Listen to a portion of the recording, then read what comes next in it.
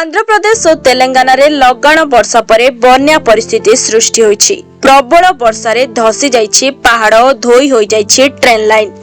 तुहाकु तुहा वर्षा हेबारु उबुटुबु दक्षिण भारतर एही दुई राज्य। वर्तमान वर्षा जोगु दुई राज्य रे प्राय 25 जनकर मृत्यु होईछि। आज मध्य दुई राज्य रे अनेक स्थान रे प्रबल वर्षा ने भारतीय पाणीपाग केन्द्र रेड अलर्ट जारी करिछि। बन्या परिस्थिति जोगु दुई राज्यर अनेक अंचल को जोगाजोग विच्छिन्न होईछि। तेलंगानार सिकंदराबाद डिविजन रे 6टी स्थान रे रेल धारणा धोई जाइछि। रेल ट्रैक ठीक करबाकू समय लागेबो बोली दक्षिण केन्द्र रेलबाई तरफरु सूचना दिया जाइछि। मुख्यमंत्री चंद्रबाबू नायडू परिस्थिति समीक्षा करबा सह रिलीफ और उद्धार कार्य जोरदार करबाकू प्रभावित जिला प्रशासन को निर्देश दैछन्ति। మేము ఇవ్వాల్సిన ఫుడ్ పాకెట్స్ కానీ అవన్నీ వెళ్తున్నాయి. అమరం చేస్తున్నాం. ట్రాఫిక్ కూడా కంజెషన్ ఉంది, అన్ని రెగ్యులేట్ చేస్తున్నాం. చివరి ప్రాంతానికి కూడా వెళ్లాల్సిన అవసరం ఉంది. కొంతమంది పేషెంట్ కూడా ఉన్నారు, పిల్లలు ఉన్నారు, కొంతమంది ముసలోళ్ళు ఉన్నారు, వాళ్ళు కూడా తీసుకురావాలి. ఎవరు కూడా ప్యానిక్ రియాక్షన్ అవసరం లేదు. అందరూ ఓపిక పట్టండి. ఒక గంట 2 గంటల్లో అందరం ఓపికగా ఉంటే ఇంకా తొందరగా పనులు అవుతాయి. అన్నీ చేస్తానని అప్పీల్ చేస్తున్నా. ఇక్కడే ఉంటా, కంట్రోల్ రూమ్ యాక్టివేట్ చేస్తున్నా.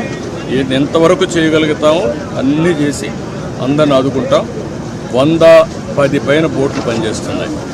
అదే మాదిరిగా 4-6 హెలికాప్టర్లు వస్తున్నాయి.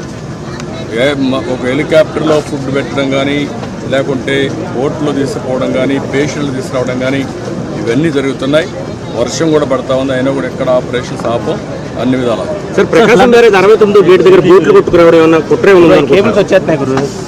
ఇవన్నీ ఇప్పుడు నేను అవన్నీ మాట్లాడను. ప్రతి ఒక్కదానికి మనం అవన్నీ మాట్లాడడం కరెక్ట్ కాదు. ప్రస్తుతం నా డ్యూటీ ఎట్టి పరిస్థితుల్లో కష్టాల్లో ఉండే ప్రజలను ఆదుకోవడం, వాళ్ళ ప్రాణాలు కాపాడుకోవడం, తక్షణ వాళ్ళకి కొంత సహాయం చేయడం అవసరం. అదే చేస్తాం. ఇంకా కూడా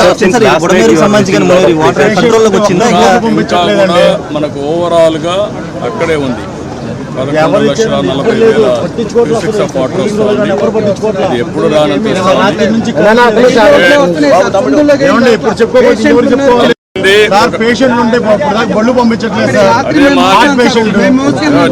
మాట ఏంటండి, 1 గంట టైం ఇవ్వండి, చేస్తాను.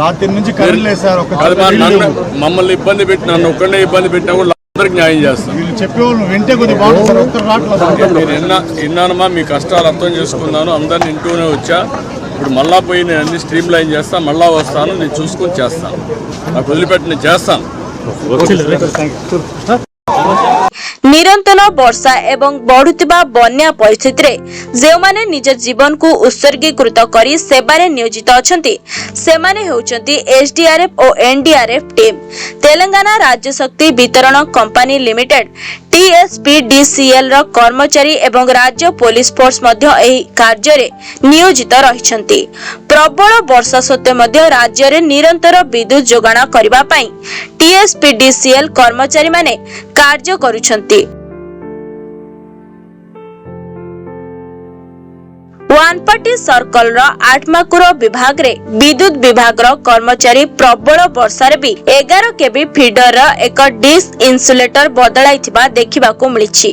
टीएसपीडीसीएल रो सही कर्मचारी माननकू अभिवादन जणाइछंती।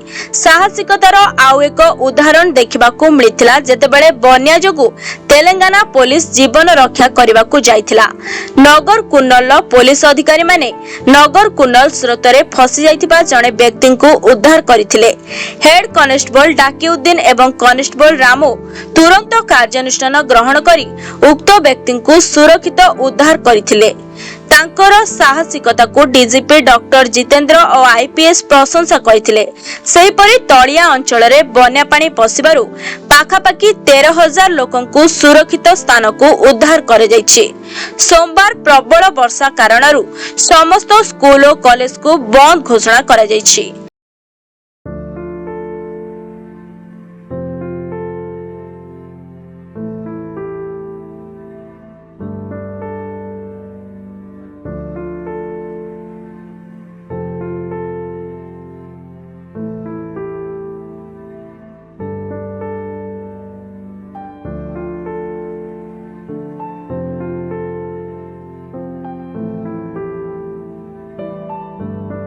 ब्यूरो रिपोर्ट ONA खबर।